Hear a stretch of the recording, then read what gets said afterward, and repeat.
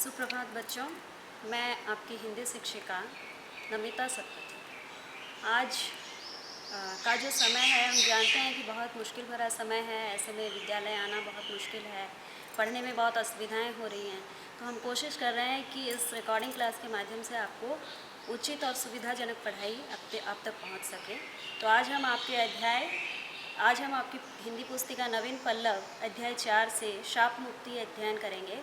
तो उम्मीद करती हूँ कि आप मेरी पढ़ाई को ध्यान से सुनेंगे, समझेंगे और जिससे आपको अध्याय को समझने में सुविधा। धन्यवाद बच्चों।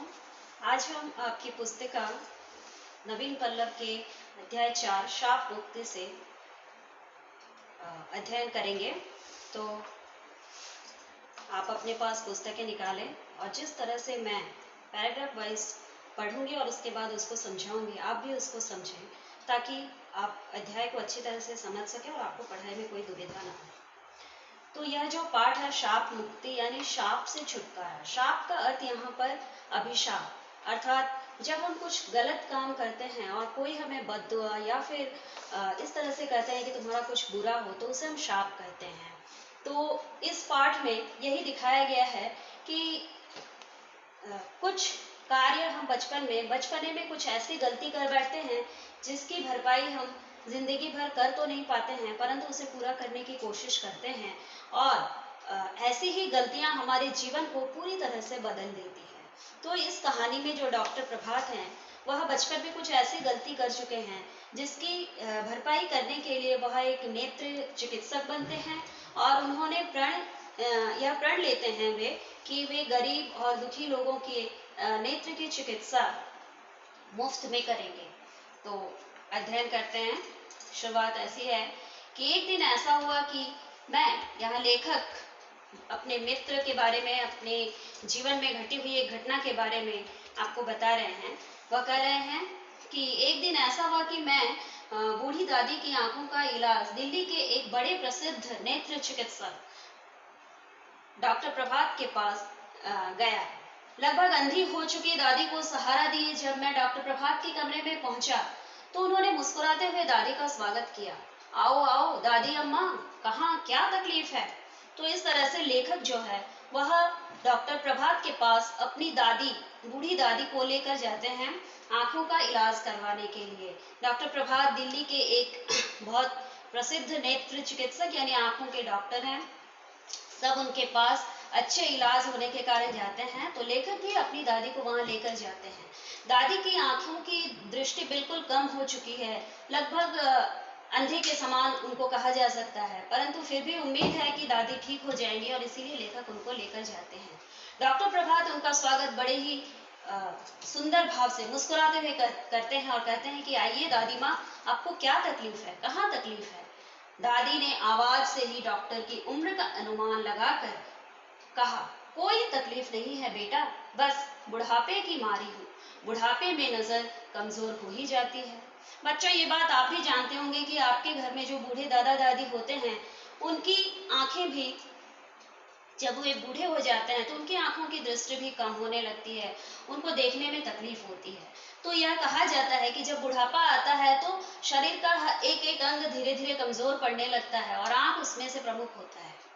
तो दादी ने डॉक्टर की उम्र का अनुमान उनकी आवाज से ही लगाया, पता लगा लिया कि ये कम उम्र का बच्चा है, तो इसीलिए उनके साथ वह बेटा कहकर संबोधित करती हैं और कहती हैं कि कोई तकलीफ नहीं है, बस बुढ़ापे की मारी हूँ, बूढ़ी हो चुकी हूँ तो नजर कमजोर हो गई है।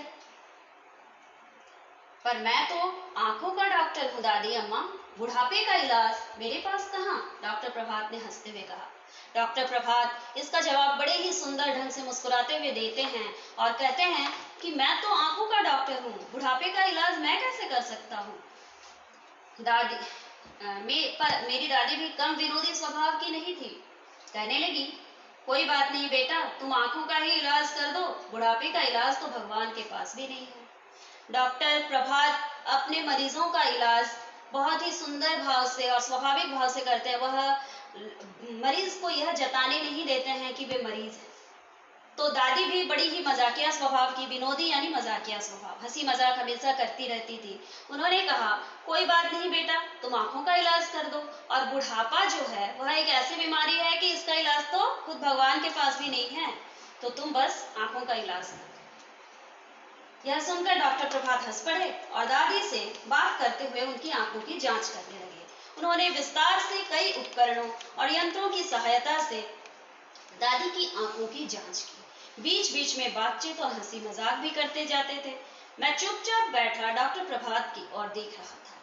पहले तो मुझे उनकी हंसी ही कुछ जानी पहचानी लगी थी, फिर ध्यान से देखने पर उनका चेहरा भी कुछ परिचित सा मालूम हुआ, लेकिन याद नहीं आ रहा था कि मैंने इन्हें पहले कहाँ देखा है। आखिर जब उन्होंने दादी की आंखों की पूरी जांच कर ली तो मैंने पूछ ही लिया, आप कहाँ के रहने वाले हैं डॉक्टर साहब? तो इस तरह दादी और डॉक्टर साहब के बीच थोड़ी हंसी मजाक हुई और उसके बाद डॉक्टर प्रभात ने दादी की आंखों का इलाज करना शुरू किया। उन्होंने कई प्रकार के उपकरणों और यंत्रों अर्थात मशीनों की और इक्विपमेंट्स, जो छोटे छोटे यंत्र होते हैं, उनकी सहायता से उन्होंने दादी के आंखों की इलाज शुरू कर दी और बीच बीच में बातचीत भी करते रहे, हंसी मजाक भी चलती रही। लेखक डॉक्टर को जब भी देख रहे थे तो उनको लग रहा था कि पता नहीं क्यों यह चेहरा मुझे परिचित सा लग रहा है, परिचित अर्थात जाना पहचाना सा, परंतु वह सही तरह से अनुमान नहीं लगा पा रहे थे कि मैंने इस व्यक्ति को कहाँ देखा है, मैंने इससे कहाँ मिला है। और जब दादी की इलाज हुई, आंखों की जांच हुई, उसके बाद लेखक से रहा नहीं गया, उन्होंने पूछ ही लिया कि डॉक्टर साहब आप कहाँ के रहने वाले हैं? डॉक्टर साहब कहते हैं इलाहाबाद का हूँ। क्यों? अरे हम भी इलाहाबाद के ही हैं, दादी मुझसे पहले ही बोल उठी। अच्छा, बड़ी खुशी हुई। डॉक्टर प्रभात ने सचमुच खुश होकर इलाहाबाद में कहाँ रहते हैं आप लोग? पूछा। दादी ने ज्यों ही हमारे इलाहाबाद वाले घर का पता ठिकाना बताया, डॉक्टर प्रभात ने मेरी तरफ देखा और अचरज भरी प्रसन्नता से बोले, अरे तुम बब्बू तो नहीं हो? तो इस प्रकार डॉक्टर साहब ने अपना पता बताया कि वो इलाहाबाद से है। इलाहाबाद का नाम सुनते ही दादी भी खुश हो उठी, क्योंकि वह भी इलाहाबाद के ही हैं। तो इसीलिए लेखक से पहले दादी बोल उठी, अरे इलाहाबाद के? हम भी तो वहीं से हैं।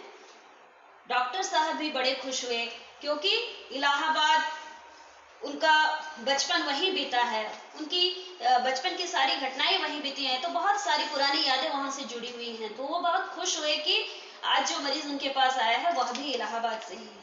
तुरंत उनका पता पूछने लगे कि आप कहाँ रहते हैं, और जैसे ही उनको दादी ने पता बताया तो डॉक्टर साहब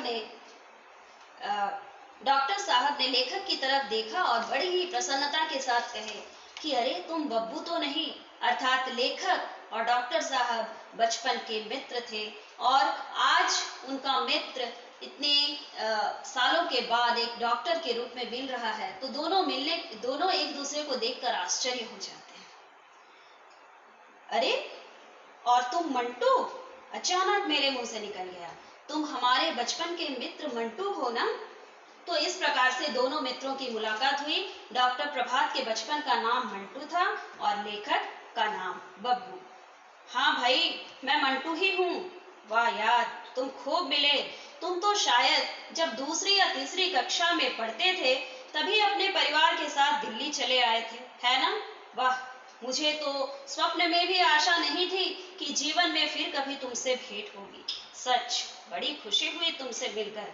तो लेखक और उनका परिवार जो है, जब लेखक दूसरी या तीसरी कक्षा में पढ़ते थे तभी वे दिल्ली अपने परिवार के साथ चले आए थे, लेकिन डॉक्टर प्रभात वहीं रह गए थे और उसके बाद लेखक के साथ उनकी कभी मुलाकात नहीं हुई, और उन्होंने सपने में भी नहीं सोचा था इस तरह से अपने बचपन के मित्र के साथ उनकी भेंट होगी। तो डॉक्टर साहब कहते हैं कि तुमसे मिलकर मुझे बड़ी खुशी हुई। वास्तविकता है, आप भी अपने मित्र को जब बहुत दिनों के बाद देखते हो तो आपको भी वह खुशी होती है। और सोचिए, जब विद्यालय खुलेगा, जब आप विद्यालय आओगे और अपने मित्रों के साथ मिलोगे तो किस तरह की खुशी का आपको अनुभव होगा। लेखक कहते हैं मुझे भी। मैंने अत्यंत प्रसन्न होकर कहा। मैंने अर्थात लेखक बहुत खुश होकर कहते हैं कि मैं भी बहुत खुश हुआ तुमसे मिलकर। तभी डॉक्टर प्रभात ने दादी का चेहरा ध्यान से देखा और अचानक उनकी मुस्कान लुप्त हो गई। चेहरा किसी दुखदाई स्मृति में काला सा हो गया। दादी की अत्यधिक कमजोर आंखों को डॉक्टर के चेहरे का यह भाव परिवर्तन नजर नहीं आया। वे प्रसन्न होकर पूछने लगे, अच्छा तो तुम दोनों बचपन में साथ साथ खेले हो? यह तो बड़ा अच्छा संयोग रहा। तुम तो अपने ही हुए डॉक्टर बेटा। हाँ, तुमने क्या नाम बताया अपना? मंटू। इलाहाबाद में हमारे पड़ोस में एक वकील रहते थे, उनके लड़के का नाम भी कुछ ऐसा ही था, बड़ा बदमाश लड़का था। तो देखिए, दादी यह नाम सुनते ही उनको उस बदमाश लड़के की याद आ जाती है जिसने कुछ ऐसा काम किया है जो आज भी दादी के जहन में बैठा हुआ है। डॉक्टर प्रभात जब दादी के चेहरे को देखते हैं तो उनकी मुस्कान लुप्त हो जाती है। लुप्त होना मतलब गायब हो जाना, और चेहरा किसी दुखदाई स्मृति में काला सा हो गया, अर्थात कुछ ऐसी स्मृति यानी याद, कुछ ऐसी याद, घटनाओं की याद आने लगी जिससे लेखक का चेहरा दुख से भर गया, चेहरा काला हो गया। और हालांकि दादी ने तो लेखक के चेहरे का यह परिवर्तन, ये जो अचानक से इस बात को याद करते ही लेखक के मन के विचारों में जो परिवर्तन आया, उनके चेहरे के हाव भाव में जो परिवर्तन आया, वह दादी तो नहीं देख सकी। और उनको लगा कि लेखक और डॉक्टर प्रभात दोनों बचपन के मित्र हैं, जैसे विद्यालय में मित्र हुआ करते हैं। उन्हें याद, वो अचानक से वो बात याद नहीं आई कि अरे ये तो वही लड़का है जिसने कुछ ऐसा काम किया था जो आज तक मुझे याद है। और वह खुद बहुत प्रसन्न हुई और बोली कि अरे तुम दोनों बचपन के मित्र हो, तब तो बहुत अच्छी बात है कि तुम हमारे अपने हुए। फिर नाम पूछा, अचानक से कहा कि तुम्हारा नाम क्या है? मंटू ना? तो इसी नाम का एक लड़का हमारे पड़ोस में एक वकील रहते थे और उनका भी लड़के का नाम ऐसा ही था, मंटू, लेकिन वह बहुत बदमाश था। डॉक्टर प्रभात ने कोई उत्तर नहीं दिया, वे सहसा बहुत गंभीर हो गए। दादी के लिए दवाई का पर्चा लिखते हुए उन्होंने कहा, ये बातें फिर कभी होंगी दादी अम्मा, बाहर और भी कई रोगी इंतजार कर रहे हैं। मैं तुम्हारी दवाई लिख रहा हूँ, बाजार से मंगवा लेना और दिन में 3 बार आंखों में डालती रहना। फिर अगले सप्ताह आज के ही दिन आ जाना, तुम्हारी आंखों का ऑपरेशन होगा, घबराना मत, ईश्वर ने चाहा तो तुम्हारी आंखें अच्छी हो जाएंगी। तो इस प्रकार डॉक्टर प्रभात, जब दादी ने कहा कि वह लड़का बहुत ही बदमाश था, तो इस शब्द को सुनने के बाद डॉक्टर प्रभात और अधिक गंभीर हो गए, दुखी हो गए। उन्होंने दादी की बातों का कोई जवाब नहीं दिया, बस इतना ही कहा कि दादी माँ, बाहर और भी रोगी इंतजार कर रहे हैं, तो ये सब बातें हम बाद में करेंगे, हमें उनका इलाज भी करना है। तो आपके लिए मैं कुछ दवाई लिख रहा हूँ, आप बाजार से मंगवा लेना और दिन में 3 बार आंखों में ये दवाई डालती रहना। फिर अगले सप्ताह यानी नेक्स्ट वीक आज ही के दिन आना, तुम्हारी आंखों की इलाज होगी, तुम्हारे आंखों का ऑपरेशन होगा और ईश्वर ने चाहा तो तुम फिर से अपनी आंखों से इस दुनिया को अच्छी तरह से देख पाओगे। तो बच्चों, आज के लिए इतना ही। अगले अध्याय में, अगले क्लास में आपको इससे आगे के पैराग्राफ्स पढ़ाए जाएंगे और अच्छी तरह से समझाए जाएंगे। धन्यवाद।